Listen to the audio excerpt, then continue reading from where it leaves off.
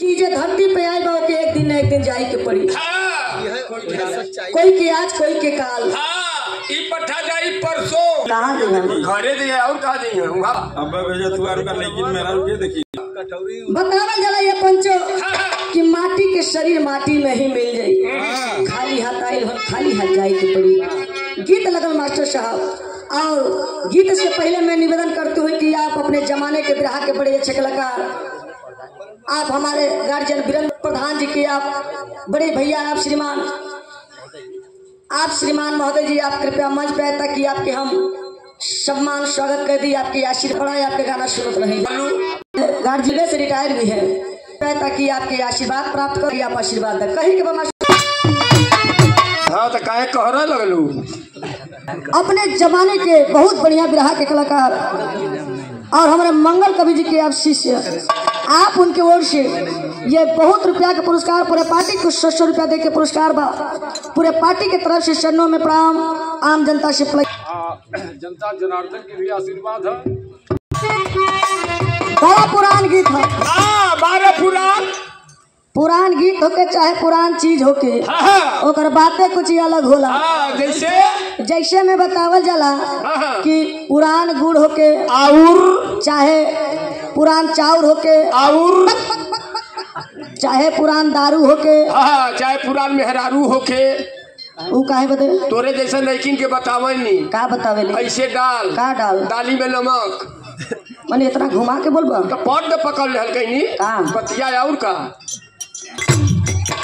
स्वर्गीय रामदेव गुरु जी अपने जवानी के आलम में गावत रहना। गाय के गईला तो कहूँ अब गाय के जा कहाँ जाई जहाँ जाए के हो तू का करबा तो आज पिंडा पारो देखा ऐसा देखा पिंडा पा तो तार पिंडा के पारी एकर पिंडा गईलो मास्टर साहब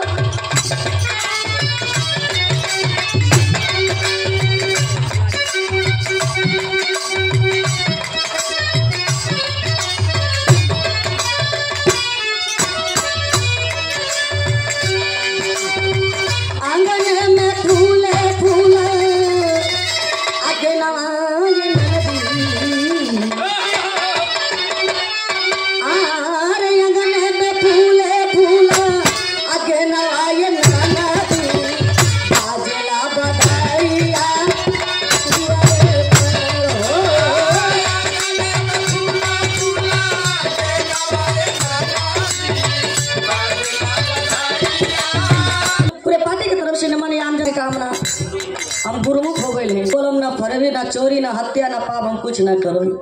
गुरुमुख कब भइलू हो मैंने कहे ना तो का करे कहला इन्हीं अच्छा छुन्ना अच्छा थोड़ी कैसे हम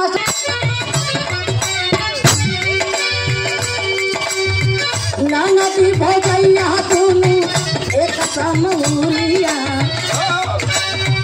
ना नदी भोगैया तूने एक समूलिया दुनहु कपिया पर कृष्णा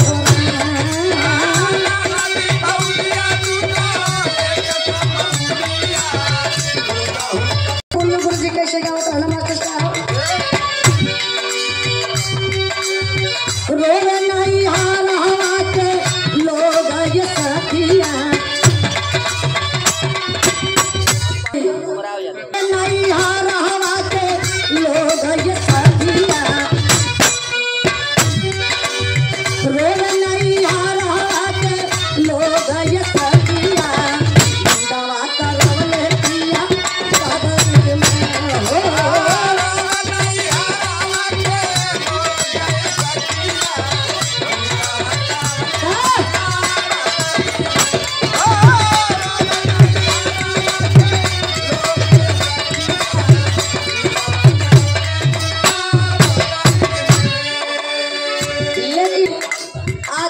दुनिया छोड़ के चल गई ना महफिल में सब लोग था लेकिन बाबूजी के कमी खलत निर्गुण के मतलब होला कि बाबूजी से जे जुड़ल बा वो अपन परिचय दे दिया ताकि हमहू जान जाई। पुत्र रामेश्वर यादव जी के द्वारा 501 रुपया पुरस्कार चरणों में प्रणाम आम जनता से लगी आशीर्वाद की कामना। एक क्यों मास्टर साहब आज ही बाबूजी दुनिया छोड़ के चल गई ना आज ये महफिल में सब कोई लौकत है लेकिन बाबूजी के कमी खलत है का जाई कवनो लोहे के मुनारिया सतवा न जाई कवनो लोहे के मुनारिया और की गटारिया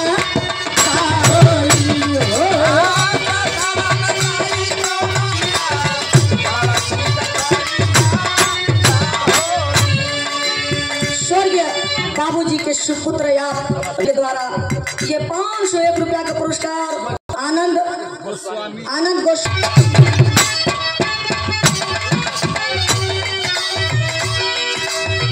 कहीं के चट्टान महला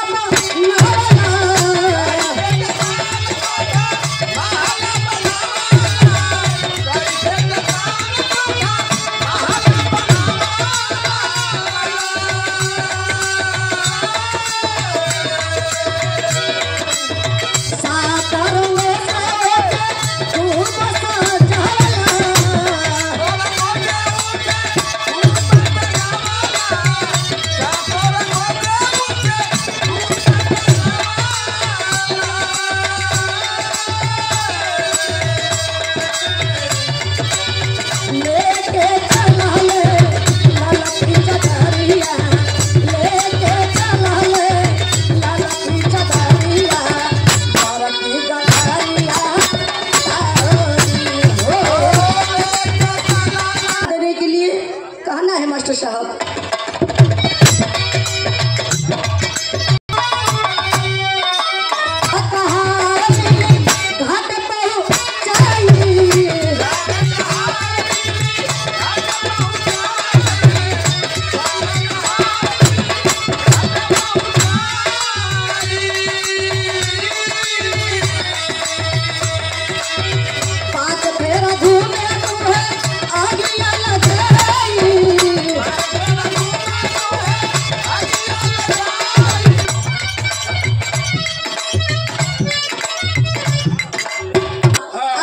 से 501 रुपया का पुरस्कार सदनों में कोट कोट से नमन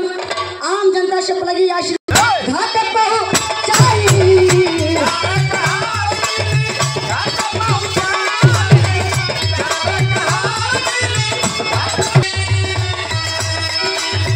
पाँच फेरा घूमे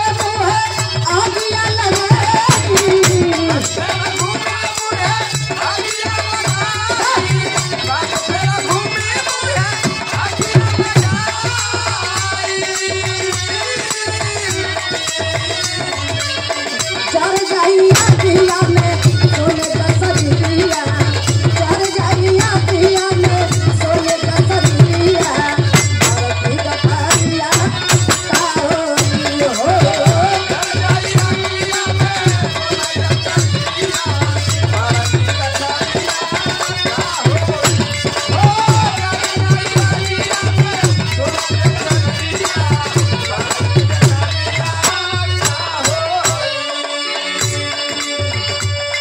आज बाबूजी भरत परिवार छोड़ के चल गए नहीं पहुंचो। आज महफिल में सब कोई लौका था लेकिन हमारे बाबूजी के कमी खलत है। आज बाबूजी के याद में सब कोई रोवत है। ये बाबूजी कहे कभी